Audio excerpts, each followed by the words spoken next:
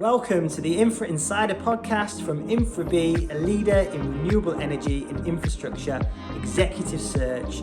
Join us as we dive into insightful conversations with industry leaders, pioneers and visionaries shaping the future of infrastructure and renewable energy. Discover the latest trends and innovations and challenges driving the transition towards a greener and more resilient future. Please remember to like and subscribe.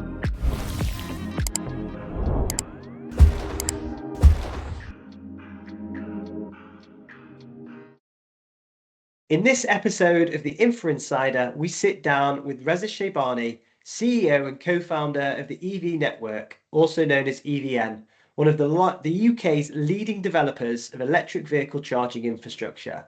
With EVN recently announced as the delivery and infrastructure partner for Duracell E-Charge, we explore what this partnership means for the future of ultra-rapid charging, the challenges of building infrastructure at scale, and the leadership needed to power the UK's transition to electric mobility. Reza, welcome to the Infra Insider. Thank you and good afternoon. And thank you for getting the memo about matching. That's very much so appreciated. You pull it off much better than me, though, I have to say. We are matching. That's the good thing. This is it. Great minds clearly think alike in the wardrobe department. Reza, so it's been great to work with you recently on the recruitment side of things, and it's been an exciting journey for your business, and obviously we were keen to work with you. But what an amazing announcement recently in terms of the deal that you just completed. I'd like to go back to the beginning though. I suppose it's been a very entrepreneurial approach to your business. But take us back to the start. What inspired you to create the EV network? And when was the moment that you realized the UK needed to build charging infrastructure differently? Well, good question. In fact, it was, I would say, maybe by accident when I tell you the story, but it was carefully crafted to where we are, what we did in the past 7 years. So EVN was actually born as a result of the other co-founder, Sam Shaybani, my son, graduating from university and not knowing what he wants to do next, and travel, do a master's or get a job, are all amongst options that he was considering. And I said, well, let's do something together maybe. And I was there because I have 30 years of experience in running public and private technology companies, mostly focusing semiconductor, optical media, and solar industry. And that created a vast political, financial, and generally technology network globally. In fact, at the time when EVN was born in 2017, October 2017, I was managing partner at a very large UK and European renewable energy infrastructure fund. This was also at the time that the government was looking to find a partner for the charging infrastructure fund, the CIF fund. So with all of these going on, and then decarbonization of transport was center stage in a lot of discussions in the government and in the industry, there was a lot of noise about the car manufacturing world going from ICEs to battery electric. And in fact, it just happened that I was invited to Mercedes-Benz Energy in Dresden to have a look at their their battery manufacturing plant. And it was an energy city, frankly, super impressive. So put what was announced in the government, financial, OEMs, etc. All of this gave me the idea that something big is going to happen in this transition and decarbonization of transport. And I always have done things differently. I've never been one for copy paste of what others have done. This is at the infancy of this industry in 2017, when number of cars were nowhere near where they are today, number of operators, number of charging hubs. What I felt was necessary is a company who can offer all the entire solution that charge point operators need without having to spend the capital or running a team and having to go and do fundraising and so on. This is the essence what EVN does, infrastructure as service. And what we do is we build the entire network and the entire charging hubs without having to rely on capex from CPOs. We are the investors. In fact, you were very kind in your introduction. We are a leading developer and the investor, but we invest in the projects that we develop for our charge point operators who then run these facilities on a 20-year contract. So, and this may be new, and I'm delighted to say 7 years on, we are still unique in our business model. And one of the nicest thing about this is CPOs don't have to have that expensive running team that they do.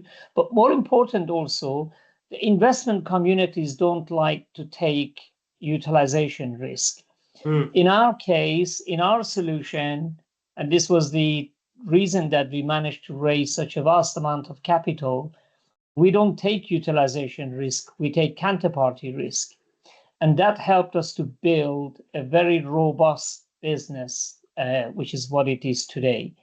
And I must say, this is maybe new in the EV world, but this is not new in the petrol forecourt world, where a lot of the petrol pumps are not owned by the petrol forecourt operators. They're owned by third-party companies who supply, maintain, and look after the petrol pumps. So that's where the idea came from, that, hey, let's build a network and let's, in effect, what we do is we rent it to CPOs on a 20-year contract. Was it your idea or your son's idea? It was actually my idea, and I would say my idea, it also because my father owned a construction company and he owned a number of petrol forecourts across the country. And I knew how these two can work together. So I kind of copy-paste and modified a bit of that idea to create that same format for the EV charging business. Today, frankly, we are a construction company. We deploy a large amount of capital into sites where there's a huge amount of civil work, electrical work, planning, and we do the whole cycle all the way to managing the site in terms of inspection, maintenance, network monitoring, management, CCTV operation. So there's a whole lot of things we do continuously for 20 years. Fantastic. Decades of experience gave birth to a great and successful idea. And obviously on the back of that success, obviously that's been in the press recently, is the Duracell E-Charge announcement. Really interesting. I was actually loving watching all the AI images of what the chargers are going to look like. Really, really, really cool, actually, because they can be quite ugly things. But I took a long trip the other day with the family. We had to charge the car on the way. We haven't actually used the fast chargers before.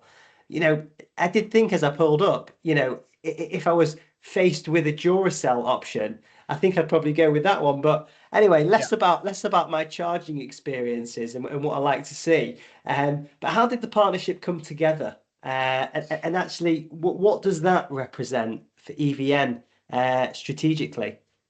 Well, a great question. I guess the Duracell contract came about as a result of my network in the solar and battery industry. I was introduced to the key decision makers at Duracell in the United States, and I presented a global opportunity in the DC ultra-fast charging to them. Duracell is a known, respected, and loved battery brand globally, with reliability being at the heart of it. all of these are important in powering transport and EV charging. People want to charge their cars in a charging hub in the right location, fast, reliable, safe, clean environment. Duracell represents all of that. And I think I should say we are delighted that Duracell E-Charge selected EVN to deliver this important infrastructure. We are starting with the UK, and we plan to build charging hubs for Duracell E-Charge in United States, Europe, and Australia.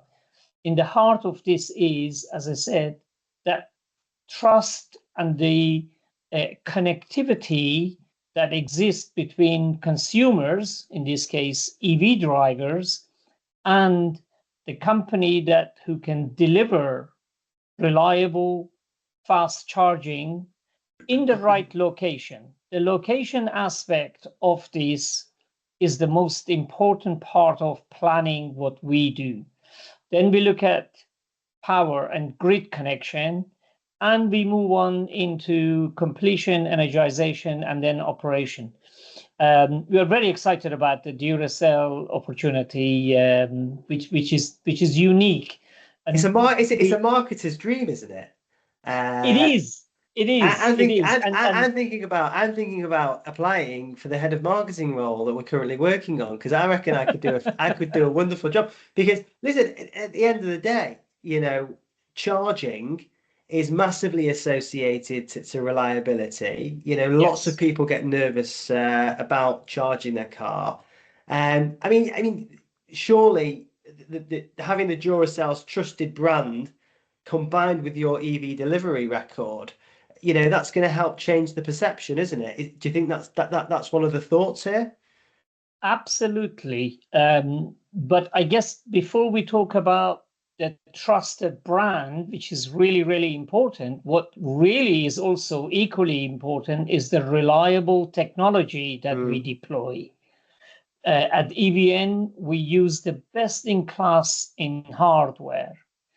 For example, our charger supplier, Alpatronic, is a company with the most comprehensive product range, highest quality reliability, which as a result of which they have 78% market share in Europe. So you combine this reliability of hardware, which is trusted across many network operators in Europe. Combine that with that exceptional brand in Duracell, and with EVN's expertise in building the best in class in charging hubs across the country, then suddenly you have a unique winning solution, frankly. And that brings in, we have in the marketing, you mentioned the marketing, we have in the marketing team here, Duracell powered your little toy car when you were a child, and Duracell is now powering your future electric vehicle when that child is a grown man. So there's a lot of connectivity from early days of the life with a brand, and it's one of these exceptional brands that it touches everybody's life at some point, whether from a remote control of your television or toy or something in your house. To be fair, I always think of the Duracell bunny. Actually, I was hoping that your charging stations would be a bunny, but you obviously didn't go with that idea. But you didn't speak to me beforehand. We have the bunny. The bunny. The bunny will be a very big part of the marketing team's operation. And to be honest with you, they're all very excited about the use of the bunny in bringing some sort of dimensions and life into the EV charging. So watch this space for that. I can just imagine the conversation. You just have to be careful where the charger goes, because it could offend people. But anyway, that's a problem for another day. Indeed. We've touched upon it. You've talked about what makes you different. But there's a lot of noise in the EV market, and there is so many EV charging players. And you've got oil companies coming in there, you've got tech startups. What makes your approach distinctive? I guess the most obvious answer is our unique business model. That by itself, then everything is consequence of our unique business model, infrastructure as service for the EV charging hubs. Our excellent team and the detailed process that the team have designed to deliver projects in time and within budget. And that resulted in raising a vast amount of capital from our existing investors. Our investors are leaders in energy transition, and that is investing in long-term energy infrastructure. It is hard to believe, but at the time, most of the companies in this sector have borrowed heavily.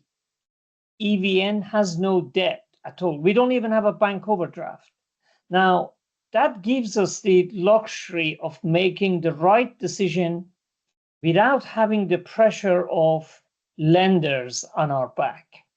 That resulted because of the unique business model, the team, and the process. In fact, internally, we call this is our secret sauce. Our secret sauce is the business model, process, team. And of course, as a result of that, we managed to raise a vast amount of equity long-term capital. And that has been the secret sauce to our success in the sector. That's very interesting. It's obviously very capital intensive. And we've recently, over the last 12 months, for the first time, started to actually see debt come to the market, Yes. you know, from large institutions. But of course, without having the requirement for that, it does allow you to be, you know, far more nimble. There's a lot of, while we're on the topic of money, there's hundreds of millions planned to be invested at the moment. But what does it actually take to deliver projects of this size? And also, what are the biggest challenges that people outside the industry might not see? Well, a good question. Look, what it takes to deliver is the ability to plan, design, refine, and then execute. We are building an infrastructure which is going to last hopefully hundreds of years, and at the minimum 20, 30, 50 years in front of us. And with this in mind, we always design sites with expansion in mind. We go for the highest grid capacity availability. Days of sticking two chargers on the side of a retailer or a drive-through is way gone. The market is now much, much bigger. The future, when we get to 5, 6, 7, 10 million EVs on the road, cannot rely on charging with 50 kilowatt chargers on a side of a drive-through restaurant. What we are building, the scale of what we are building is hubs like the NEC Giga Hubs with 150 plus chargers in the strategic transport hubs and location. And by the way, we don't do 1 or 2 or 3 or 5. You imagine we do 50 times a year. We develop close to 50, sometimes in 2023, 24, we developed more than 50 sites a year. So you have to have consistency. You have to have a process which is seamless from acquisition of a site all the way to energization of a site that we build and manage. So it is for companies who can stick to a robust process and see it all the way. The key to success is the speed of decision making. A lot of companies we talk to have suffered because they can't make a decision quick enough in order to deliver. And that's where EVN has been. Time kills every deal, doesn't it? Time kills every deal. Time kills deals, yes. This is a message to all of my clients that are taking too long with job offers. Time kills the deals. And I actually, moving on. Obviously, you've been working with Nathan Harewood recently, my colleague who actually is in recruiting across the EV network. A Yeah. question from him. He wants to know, delivering nationwide infrastructure clearly requires exceptional teams. He says he's providing them for you, but what kind of talent does EVN look for? And how do you build teams capable of delivering at the scale you just talked about? Well, I guess it's all about the team. It's, I would say, probably the most important part of a company. It's the team that make things happen. People make a company, but a company develop and refine the team and the people. We are very fortunate that we have a world-class team at EVN. Every member of the team have been carefully selected for their expertise, knowledge, experience, and character. And talking of yourselves working with us at the moment, we at any given time we have about 10 vacancies, and we have been extremely impressed with the caliber of candidates you have put forward to us, and we have already given the go-ahead on quite a few of these, and this is really, really fresh to see that hit rate that you have put forward to us is amazingly high. At EVN, we have something which is called physics and chemistry. Physics is what they do, and the chemistry is who they are. The two together is what we are looking for. I should point out that the majority of the team at EVN have worked for me for over 15 years in different companies. For example, our head of finance has worked for me for 16 years, chief investment officer over 10 years. So if you go across various departments, everybody has been working for me previously somewhere, and the people who come in appreciate this investment in each other and this long-term attitude to work together. This being trust in each other, and it helps building a team and adding more team members. This is kind of a winning mentality that we promote within our company. We are extremely selective as to who we add to the team, but on reflection, we have over 98% staff retention over the last 7 years. That's fantastic. That's fabulous. It's a famous say at EVN. It's not my say, it's our CTO say. He said there are no sofas at EVN to hide. Everybody is a contributor. Everybody is helping to build, make things better, and to make life easier. We are a very inclusive and very open company with a massive amount of love and respect amongst the team. And that's why we get inundated with people wanting to join us, which is fantastic. Can I just say, I'm going to score you 10 out of 10 for the answer to that question. I put the fishing rod in there, and you delivered exceptionally well. But no, I have to agree. It's been a pleasure working with you. You do move quickly, succinctly. The candidate experience is wonderful. And if anyone listening is thinking about, EVN could be a great business for me to join, please only send your CVs to us, because otherwise Reza won't be able to pay us a fee, and he would prefer that approach. I understand. Absolutely. You guys are doing a great job in screening candidates, and that means you cut a lot of inefficiency in the process. We only talk to people who are frankly have been screened before, and you've done a very, very good job so far on that. Thank you. I can't handle all the compliments, but and in fact, they're all none of them are for me anyway. They're for Nathan. I'm only talking facts. But listen, again, there you go again. Brilliant. On the point of leadership, you talked about building a team. You talked about putting in the right place. You talked about two very, very senior members have followed you through the business, one of them being the CFO, which is critical. You're leading through constant change in this sector, technology, policy, market dynamics. How do you stay adaptable and lead effectively in such a fluid environment? Look, one of the key aspects of leadership is to keep yourself updated with the changes. You keep yourself involved in the progress, and having a trusted and capable team behind you is extremely important.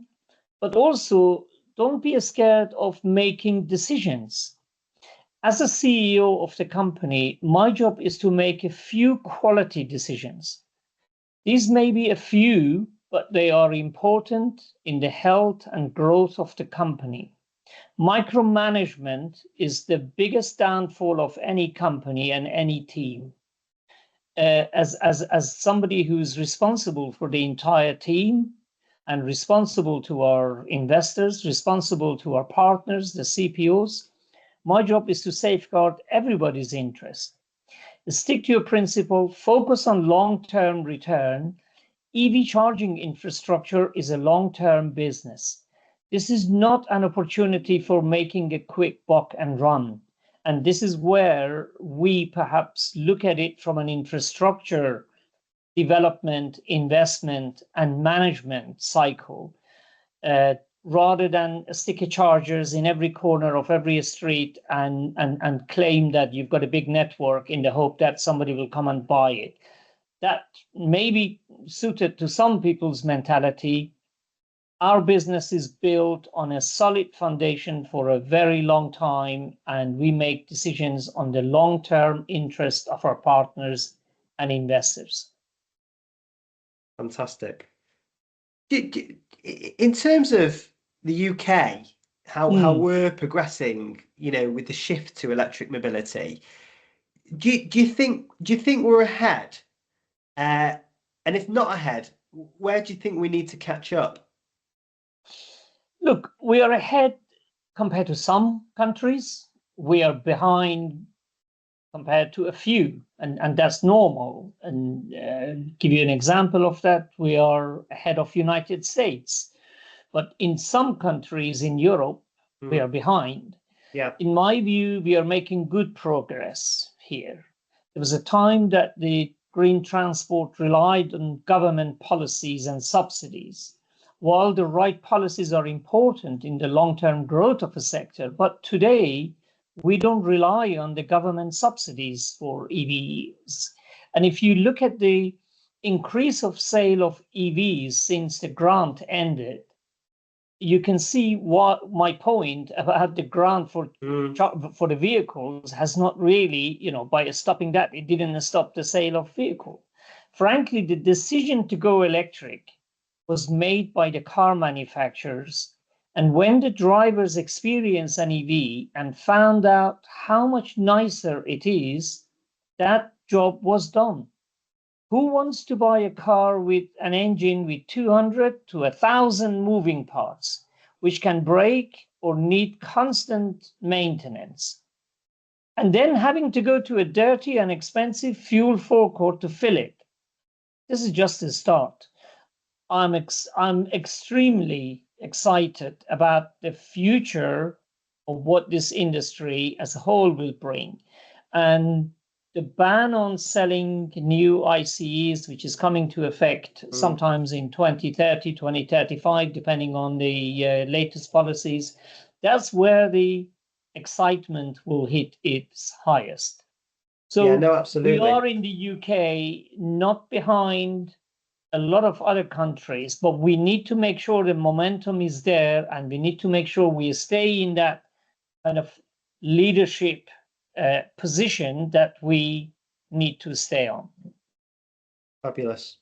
And there's lots of tax incentive, isn't there, to owning an EV vehicle? Yes. So let's hope current government policy stays in that realm. Yeah. So looking ahead, 5 years, let's say, what emerging technologies do you think will shape the next phase of EV infrastructure, whether that's smarter charging, on-site storage, or vehicle-to-grid systems. What do you see? It's a combination. Today's cars, EVs, are all about battery technology and software. Those are the two most important part. Of course, cars have tires and safety features and brakes, etc. That's a given because that's a car. Now, there are a lot of advancements happening right now in the battery technology. Solid state batteries in cars are exciting. This will reduce weight and increase range. It will also allow faster charging time, which is what people want. You don't want to stay for too long, more than I would say we are looking at the industry in the next 5 years where you're charging in less than 10 minutes. I compare EVs with the early mobile phones. If you go back to early mobile phones, I pick up Nokia 8210, when you could only make a call with it. When you could send a text with that, you were really, really excited because your phone, you could take it out with you, you could make a call and you could send a text. Look at your phone today. Look at what you're doing with your phone. You book your travel, you do your banking, you make a call, you send a text, your social media, your business, your computer is in your hand. This is what's happening in the world of EV charging. So much innovation in cars, in charging, in dynamic load management, in smart charging. And what we see now, all of this happening at the same time, connecting to your vehicle and connecting to the charging, it's happening at the same time. If you don't like going to a petrol forecourt to fill up your car with dirty fuel, we are working on projects where we make you excited about going to charge your vehicle.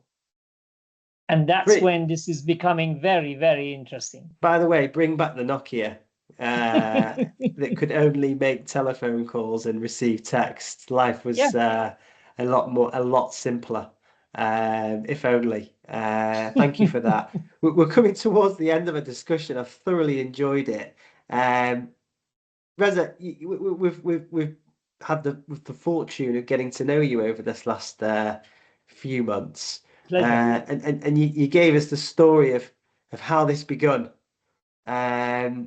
Which, it's really exciting how you obviously brought two worlds together to create the vision of this business, and using all the lessons and the failures, no doubt, that you learned to create and make this into a success. But what keeps you motivated in this mission? When you think about EVN's future, and what kind of legacy do you hope to leave behind? Well, I've been building companies from scratch or growing small companies to big corporates for the last 30 years. My personal and professional credo has not changed. Aim high, then deliver. I also think it takes vision to get to the top. It takes visibility to stay there. And it's really important that you stick to this principle. I enjoy working in a dynamic tech industries and multiple. And if I go back to where I started in the semiconductor industry, optical disc technology, then solar PV in 2004, when people didn't know what a solar panel looked like, I was involved in a company in Europe where we were manufacturing in Europe. EV charging industry, again, it's part of that cycle. And EVN is a very special company to me. There are many reasons for that. I guess first I started the company with my son, the other co-founder. This is the most enjoyable part of working at EVN with my son, Sam. Surrounded myself and him by a fantastic professional team who only understand one thing, and that is be professional, deliver, and make sure we stick to our collective team principle. And I guess this has been the case in the last 7 years that we have built a solid foundation.